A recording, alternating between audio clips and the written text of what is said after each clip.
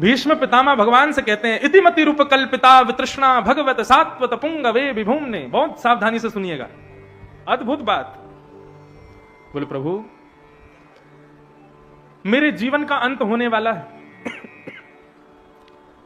और मैं इस अंत को होने से पूर्व अपने मन का एक मेरा अधूरा काम रह गया, वो पूरा करना चाहता हूं।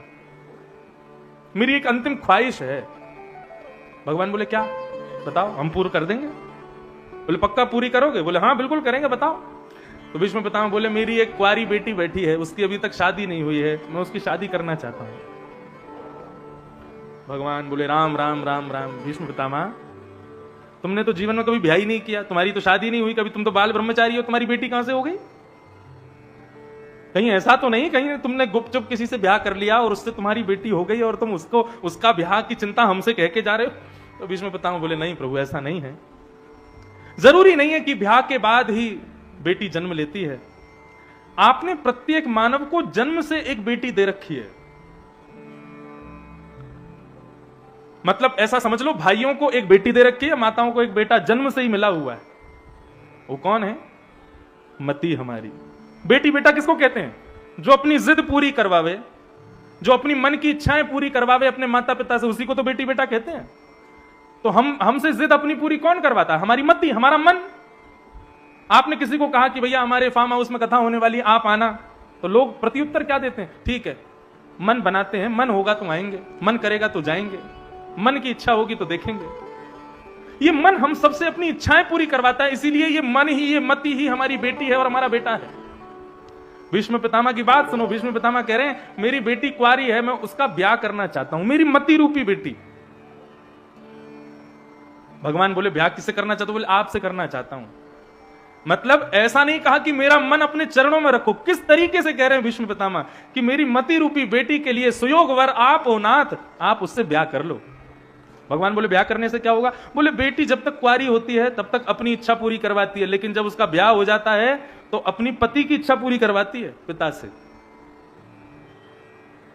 यदि मेरी मति रूपी बेटी के पति आप बन जाओगे नाथ, तो मेरी मति वो इच्छा प्रकट करेगी जो आपकी इच्छा होगी, और जो आपकी इच्छा होगी वो यदि मैं करूंगा तो मेरा जीवन धन्य हो जाएगा। इसलिए मेरी मति रूपी बेटी से ब्याह करो। देखो, कथा भागवत सब लोग सुनते ही हो, लेकिन इन कथाओं से सीखना क्या है? ये भक्त जिस तरीके से, जितनी चतुराई से, जिस प्रकार की भाव से ठाकुर जी से बातें करते हैं ना, वो सुनने योग्य है।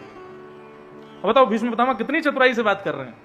लेकिन हम चतुर हैं तो ठाकुर जी चतुर शिरोमणि हैं। भगवान बोले अच्छा, जब तुमने ब्याह का प्रसंग छेड़ा है तो दामाद में कुछ गुण होने चाहिए, ये नहीं हो तो बेटी का ब्याह नहीं करना चाहिए। ध्यान से सुनना, दामाद में कौन कौन से गुण होने चाहिए भगवान सब बता रहे हैं। पहला, कन्या वर्यते रूपम। कन्या ना तो जमीन जायदाद से ब्याह करती है, ना गाड़ी से ब्याह करती है, कन्या रूप से ब्याह करती है। कुछ हो ना हो, लेकिन हमारे होने वाले दामाद का रूप सुंदर होना चाहिए, सुंदर होना चाहिए। भगवान बोले तुम्हारी बेटी के लिए मैं सुंदर हूं कि नहीं तुमको कैसे पता? तो भीष्म पितामह बोले त्रिभुवन कमनम तमाल वर्णम। आप कह रहे हो कि आप सुंदर नहीं हो? हमारे ब्रज में कहें हे कृष्ण लला तुम होते लली तो गरे कट जाते करोड़न के। लाला हम पे बहुत बड़ी दया करी जो तू लाला बन के आयो, यदि लाली बन के आयो होतो तो ना जाने कितने इनके गरे कट गए होते। आप कहते हो कि आप सुंदर नहीं हो? त्रिभुवन कमनम तमाल वर्णम रविकर गौर वराम वरम दधाने। अरे कन्हैया, जब आप भी पीतांबरी पहन करके नंद भवन से बाहर आते थे ना, तो सूरज भी खुद को बादल की ओट में छुपा लेता था। क्यों? बोले कि अरे जब एक सूर्य नीचे भ्रमण कर रहा है तो मेरी क्या आवश्यकता है, इतने सुंदर हो आप सुंदरता की बात करते हो। महाराज जब भगवान कर रहे थे तब कामदेव आया, और कामदेव आकर के भगवान से बोला कि जब सुंदर स्त्री पुरुष मिलते हैं तो मैं तो आता हूं। भगवान बोले ठीक है, तू आके दिखा। जैसे ही भगवान पर हावी होने लगा तो भगवान ने अपना रूप इतना सुंदर किया कि कामदेव भी मूर्छित होकर गिर गया। इतने सुंदर हो आप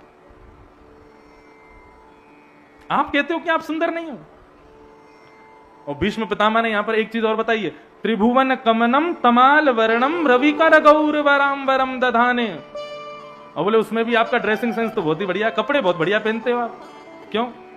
बोले देखो आप हो सांवले और कपड़े आप पहनते हो हल्के रंग के, इसलिए आप पर जचते हैं। ठाकुर जी क्या पहनते हैं? पीतांबरी पहनते हैं।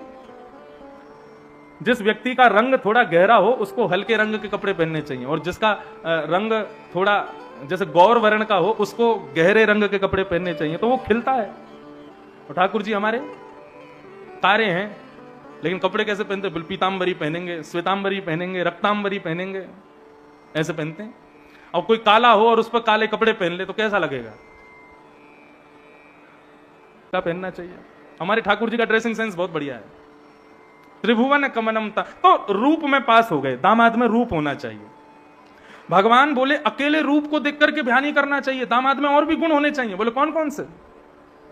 बोले दामाद सुंदर हो, पहला गुण। दूसरी बात, दामाद शौर्यवान हो। शौर्यवान मतलब, अरे कल को जीवन में उतार चढ़ाव आवे तो हमारी बेटी की रक्षा करे, हमारी बेटी को हर परिस्थिति से बचावे, दामाद ऐसा होना चाहिए, शौर्यवान होना चाहिए। भीष्म पितामह बोले आपसे बढ़िया शौर्यवान और कोई नहीं है। बोले क्यों? इतने बड़े महाभारत युद्ध में इतने बड़े बड़े योद्धा थक गए, हार गए, पस्त हो गए, लेकिन अर्जुन को एक बाण स्पर्श नहीं कर पाया। क्यों? क्योंकि उसके सारथी आप थे, क्योंकि उसके रक्षक आप थे। आप इतनी द्रुत गति से अर्जुन के रथ को घुमाते थे कि कोई बाण उसका स्पर्श भी नहीं कर पाता था। आप जैसा सारथी मेरी बेटी को मिल जाएगा तो मेरी बेटी सदा खुश रहेगी। प्रभु आप सुंदर हो, शौर्यवान हो, 2 गुण हो गए। दामाद में तीसरा गुण क्या होना चाहिए? भगवान बोले देखो सुंदरता और शौर्यता पर ही रीच करके बेटी का ब्याह नहीं करना चाहिए, दामाद का स्वभाव भी अच्छा होना चाहिए। हाँ, कल को घर के लोग सब आमे, बुआ बुआ आमे, सबके पांव छुए, सबको प्रणाम करे, सबसे प्रेम से मिले, ऐसा होना चाहिए। ऐसा थोड़ी सबके सामने मुंह फुला करके बैठ जाए, मुंह अपना सीधा होकर बैठ जाए, मैं दामाद हूं, मैं थोड़ी झुकूंगा, ऐसा थोड़ी। स्वभाव भी मधुर होना चाहिए। भीष्म पितामह बोले आपसे बढ़िया स्वभाव संसार में किसी का नहीं है। भगवान बोले क्यों? बोले सेवक को स्वामी आज्ञा करे कि भाई मेरा रथ निकालो, सुनने में अच्छा लगता है, स्वामी आज्ञा कर सकता है, लेकिन हमने महाभारत में कुछ और ही देखा। बोले क्या? बोले आपसे अर्जुन कहता है सेनयोर भयोर मध्य रथम स्थापयमिच्युत, हे अच्युत मेरे रथ को ले जाइए और ले जाकर के उभय सेना के बीच में खड़ा कर दीजिए। अर्जुन की इतनी ताकत, आपको आज्ञा करता है और आप क्या करते हो? तुरंत हाथ जोड़ करके जो आज्ञा, तुरंत रथ को चलाने लग जाते हो। स्वामी होकर के भी सारथी बने हुए हो, इससे बढ़िया स्वभाव और क्या होगा प्रभु? आपका स्वभाव बहुत मधुर है, सौंदर्य है, शौर्य है, स्वभाव भी अच्छा है, लेकिन हमारा दामाद समझदार भी होना चाहिए, बुद्धिमान भी होना चाहिए। भीष्म पितामह बोले आपसे बढ़िया समझदार कोई नहीं है दुनिया में। बोले क्यों? कि आपसे बढ़िया समझदार कौन होगा? क्यों? महाभारत के युद्ध के प्रारंभ में अर्जुन ने अपने धनुष बाण छोड़ दिए, बोला मैं युद्ध नहीं करूंगा। तब आपने खड़े होकर के अर्जुन से कहा अर्जुन युद्ध क्यों नहीं करेगा?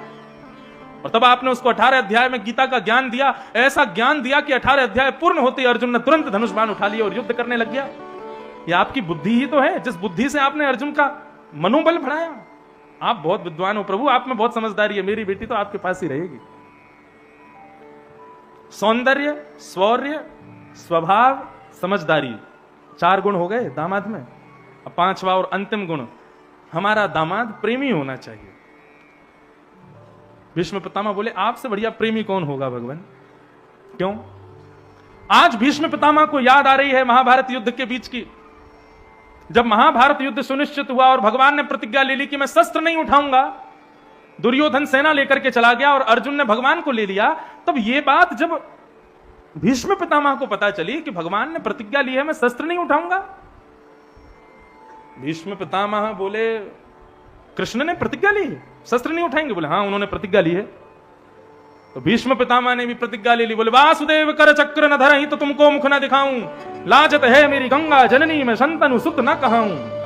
यदि महाभारत युद्ध के मध्य में वासुदेव श्री कृष्ण ने आप सबके मध्य में शस्त्र नहीं उठाया, मैं वचन देता हूं मैं शंतनु सुत नहीं, मैं गंगा का बेटा नहीं, यदि मरा तो अपना मुख नहीं दिखाऊंगा किसी को।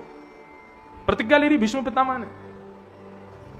महाभारत का युद्ध प्रारंभ हुआ बहुत ध्यान से सुनना। जैसे युद्ध प्रारंभ हुआ तो 10 दिन के अंदर कौरवों की आधी से ज्यादा सेना खत्म कर दी पांडवों ने। दुर्योधन चिंता में आ गया, बोले ये क्या हो रहा है, सब कुछ उल्टा हो रहा है, हमारी सेना हार कैसे सकती है, इतने बलवान हैं हम लोग। तब उसने भीष्म पितामह की रथ की ओर देखा और बोले कि ये ढीले पड़े हैं इसलिए हम हार रहे हैं। और दुर्योधन सुना के कहने लगा, बोले खाते हमारा अन्न है लेकिन भला चाहते हैं पांडवों का। भीष्म पितामह ने जैसे ही सुना कान खड़े हो गए। पितामह भीष्म बोले, ए दुर्योधन क्या बोलते हो? बोले सही तो बोल रहा हूं, आप रहते हमारे पास हो लेकिन आप भला पांडवों का चाहते हो। क्यों हमारी सेना खत्म हो रही है? क्यों नहीं मार पा रहे हम इन पांडवों को? क्या हमसे ज्यादा बलवान है? भीष्म पितामह बोले, मरने का बहुत डर है ना तुझे, हारने का बहुत डर है ना, चल तुझे अपना रूप दिखाता हूं। आज अर्धरात्रि में जब अपनी संध्या करके निवृत्त होऊंगा, भजन करके निवृत्त होऊंगा, अपनी पत्नी भानुमति को भेजना, आकर के मुझे प्रणाम करेगी, उसको आशीर्वाद दूंगा, अखंड सौभाग्यवती भव। अपने भजन के बल का मैं उसको आशीर्वाद दूंगा, अखंड सौभाग्यवती का। नहीं मरेगा तू, नहीं हारेगा तू, जीत जाएगा तू। बता और कुछ चाहिए? दुर्योधन बोला, नहीं नहीं, मैं तो बस यही कह रहा था, आप ठंडे मत पड़ो, ऐसे ही गर्म रहो। आप ठंडे पड़ गए तो हार जाएंगे हम। मैं भेज दूंगा अपनी पत्नी को। अब ये बात हो रही थी भीष्म पितामह और दुर्योधन के बीच में, लेकिन यहां कान खड़े थे भगवान के। भगवान सामने रथ चला रहे हैं और कान यहीं लगा के ये दोनों के बीच में बात क्या चल। अच्छा तो रात में ये होने वाला है, चल भैया योगेश्वर कृष्ण दिखाओ अपना कमाल। रात्रि में अर्धरात्रि का समय हुआ, भगवान ने ऊंची धोती पहनी, सिर पर स्वाफा बांधा और एक ग्वाला का रूप धारण करके हाथ में लालटेन लेके सीधे गए द्रौपदी के पास। सो रही थी द्रुपद सुता, उसके पैर के अंगूठे को पकड़ के खींचा, बोले जल्दी उठ। द्रौपदी बोली, कौन है? बोले मैं हूं। इतनी रात को क्यों उठा रहे हो? बोले ज्यादा पूछ मत कर, सोती रहेगी तो तेरा भाग्य भी सोता रहेगा, जल्दी चल मेरे साथ। भगवान द्रौपदी को ले जाने लगे और बोले सुन, घूंघट कर ले नीचे तक और जाना, सीधे जाकर के भीष्म पितामह को प्रणाम करना, प्रणाम करके आशीर्वाद लेके चुप बाहर आ जाना, कुछ बोलना नहीं। बाई चांस भीष्म पितामह पूछने लग जाएं, अकेली आई है, कोई आया नहीं साथ में, तो बोल देना नौकर आया मेरा। नाम पूछे तो गोपाल भैया बता देना, ठीक है। बोलना नहीं इससे ज्यादा कुछ भी। बोले हाँ नहीं बोलूंगी।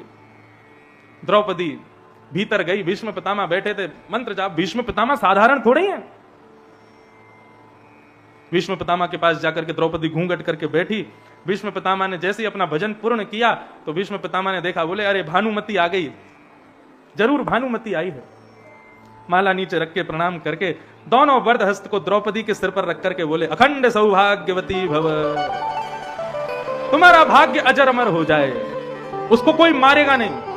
अब भगवान ने ये थोड़ी बताया था कि आशीर्वाद ये मिलने वाला है। द्रौपदी बोली, ये क्या बोल रहे हैं? मेरे पतियों से पूरे दिन युद्ध करते हैं और मुझे ही आशीर्वाद दे रहे हैं, अखंड सौभाग्यवती भव। द्रौपदी बोली, एक बार कंफर्म कर लेती हूं। तुरंत द्रौपदी ने घूंघट ऊपर किया और बोली, पितामह फिर याद रहे, कल से पांचों में से एक का भी बाल बांका नहीं हो जाए, सारी जिम्मेवारी आपकी है। आपने आशीर्वाद दिया अखंड सौभाग्यवती भव, एक का भी बाल बांका आपसे पूछूंगी यदि किसी को कुछ हुआ तो। भीष्म पितामह घबरा गए, बोले द्रौपदी तू? मैंने तो भानुमति को बुलाया था। क्यों? मैं आपकी पुत्रवधू नहीं? मुझे आशीर्वाद का अधिकार नहीं है? भीष्म पितामह बोले, अब क्या कहूं मैं, होना वही है जो राम रचि राखा।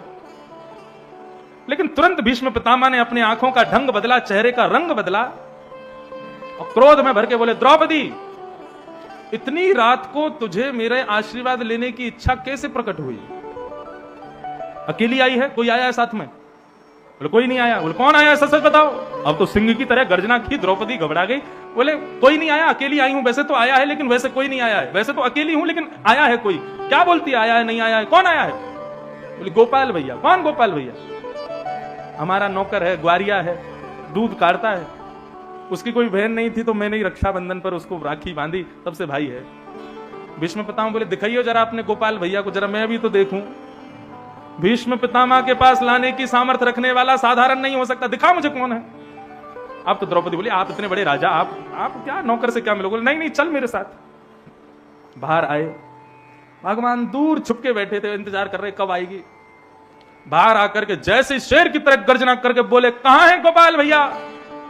भगवान को एक पटक तो वहीं लग गई, फंस गए, हो गया कल्याण आज हमारा। भगवान बोले, अजी हम हैं। गोपाल इधर आओ। और धीरे धीरे धीरे ठाकुर जी पास गए। कभी अपना रूप छुपाएं, कभी अपनी आंखें बंद करें, कभी कुछ करें, इनको पता नहीं चले मैं हूं। इधर आओ, पास में आओ। भगवान पास में गए, जैसे ही स्वाफा हटाया महाराज, घुंघराली अलकावलियां ठाकुर जी की प्रकट हो गई। एक मोर पीछ जो छुपा हुआ था वो तुरंत खड़ा हो गया। चंद्रमा स्वयं को रोक नहीं पाया, दिव्य किरण से ठाकुर जी के सुंदर वदन को आच्छादित कर दिया। और रात्रि में उस रणभूमि में ठाकुर जी का दिव्य रूप प्रकट हो गया। देख करके भीष्म पितामह आनंदित हो गए, नेत्र सजल हो गए भीष्म पितामह के। मरकट बंधु, छलिया, माखन चोर, सारे उल्टे सीधे काम करता है, एक भी काम सीधा नहीं करता। तुझे किसने बताया कि मैं रात में भानुमति को आशीर्वाद देने वाला हूं? और कब कब मैं भानुमति को द्रौपदी बना दिया? भगवान मुस्कुरा के बोले, हम तो बचपन से कहते आए हैं कि हम भगवान हैं, आप ही लोग नहीं मानते। मैं ईश्वर हूं। अच्छा, ईश्वर है? बोले हाँ, ठीक है। द्रौपदी, तुमको जो मैंने आशीर्वाद दिया है उसकी जिम्मेवारी मैं इसको देता हूं। ये बचा के दिखाए अब पांचों को मुझसे, मैं देखता हूं। अब यदि पांचों को कुछ भी हो जाए तो इसको पकड़ना, और कल से देखता हूं कैसे बचाते हो तुम पांडवों को मुझसे। प्रातः काल का समय हुआ, भगवान रात में बहुत डांटे द्रौपदी को, बोले तेने सब खराब करवा दिया, अब कल से देख क्या होगा। दूसरे दिन भगवान ने दुर्योधन आदि को कहा पीछे हट जाओ, आज युद्ध मैं लड़ूंगा। अब भीष्म पितामह कवच पहन करके, मुकुट लगा करके जैसे ही रणभूमि में उतरे हैं, एक बाण को अभिमंत्रित करते हुए छोड़ते हैं, एक में से अनेक बाण निकलते हैं। आपस में सेना एक दूसरे को देखते बोले भागो, पितामह भीष्म आया। 10 दिन में जितनी पांडवों ने कौरवों की सेना खत्म की, एक दिन में और एक दिन के चंद मिनटों में भीष्म पितामह ने उतनी पांडवों की सेना को खत्म कर दिया। हाहाकार मच गया रणभूमि में। पितामह भीष्म ने अपने रथ को एक जगह खड़ा किया, सामने भगवान कृष्ण रथ में बैठे हैं और पीछे अर्जुन बैठा है। बाण निकाल करके सीधा प्रत्यंचा चढ़ा करके अर्जुन को केंद्र में लिया, बोले देखता हूं कैसे बचाते हो इसको। जैसे ही अर्जुन को केंद्र में लेकर के बाण छोड़ने वाले भगवान बोले भैया आज बचाओ इनसे। ठाकुर जी बोले भीष्म पितामह को कैसे रोकूं, क्या करूं, कहां जाऊं? अर्जुन है मेरो प्राण, मैं हूं अर्जुन को प्राण, अर्जुन के जीवन को जीवन हमारो है, अर्जुन मेरा प्राण है, इसको मैं कैसे बचाऊं? तभी ठाकुर जी ने दूर टूटा हुआ एक रथ का चक्का पड़ा था, ठाकुर जी की दृष्टि पड़ी, कभी उसको देखते हैं, फिर भीष्म पितामह को देखते हैं, फिर उसको देखते हैं। इतने में ही ठाकुर जी दौड़े, कूदे रथ से और जाकर के रथांग पाने बनकर के रथ का चक्का उठाया और दौड़े हैं भीष्म पितामह की ओर। जैसे शेर झपटता है एक हाथी के ऊपर, ऐसे द्वारिकाधीश झपटे हैं भीष्म पितामह के ऊपर। रथ का चक्का लेकर के भगवान दौड़ते हुए आ रहे थे, भीष्म पितामह हाथ में धनुष बाण लेके खड़े थे। जैसे ही ठाकुर जी ने रथ का चक्का उठाया, भीष्म पितामह ने धनुष बाण नीचे रख के ताली बजाने लगे, वाह वाह वाह, जय हो। हाँ भाई सब लोग सुन लो, क्या आप कहो में शस्त्र बिन भूमि हरऊं सब भार। इन्होंने प्रतिज्ञा ली थी कि शस्त्र नहीं उठाएंगे। देख लो, दर्शन कर लो, रथ का चक्का लेकर के खड़े हाथ में मुझको मारने के लिए। शस्त्र नहीं है तो क्या है? आप कहो में शस्त्र बिन भूमि हरऊं सब भार, तू हमको क्षत्रिय ना गिने, बोले ही वचन विचार। हम क्षत्रिय हैं, कहां गई तुम्हारी प्रतिज्ञा?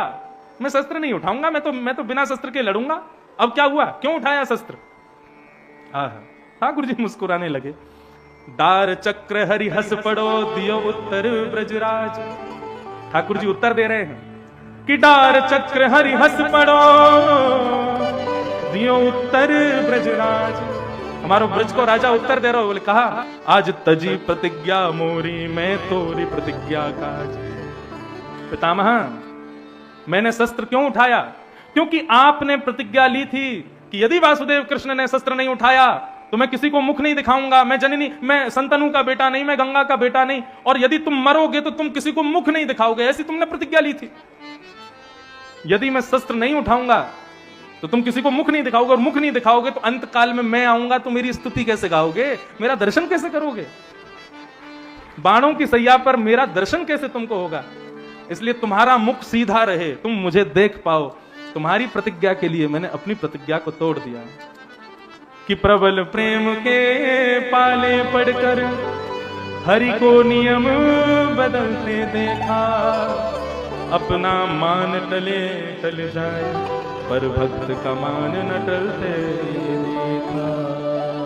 भीष्म पितामह कहते हैं आपसे बड़ा प्रेमी नहीं है प्रभु, मेरी मति रूपी बेटी से आप ही ब्याह करो। ठाकुर जी ने भीष्म पितामह का हाथ अपने हृदय से लगाया और बोले पितामह एक बात बताओ, तुम चाहते तो तुम पांडवों के पक्ष में रह सकते थे, तुम कौरवों के पक्ष में क्यों रहे? भीष्म पितामह बोले बता दूं? बोले हाँ बताओ। बोले पांडवों के पक्ष में आता, या तो आपके दाएं खड़ा होता या आपके बाएं खड़ा होता, या अर्जुन की तरह आपके पीछे खड़ा होता। दाएं खड़े होने वाले को, बाएं खड़े होने वाले को, पीछे खड़े होने वाले को आपके मुख का दर्शन नहीं होता, मुख का दर्शन तो उसको होता है जो सामने खड़ा होता है। मैं इसलिए कौरवों के पक्ष में था ताकि आपका दर्शन मुझको हो सके। मैं आपको देख सकूं, आपको निहार सकूं, आपकी रूप माधुरी को देख सकूं, इसलिए मैं कौरवों के पक्ष में था। बोलो भक्त वत्सल भगवान की। ऐसे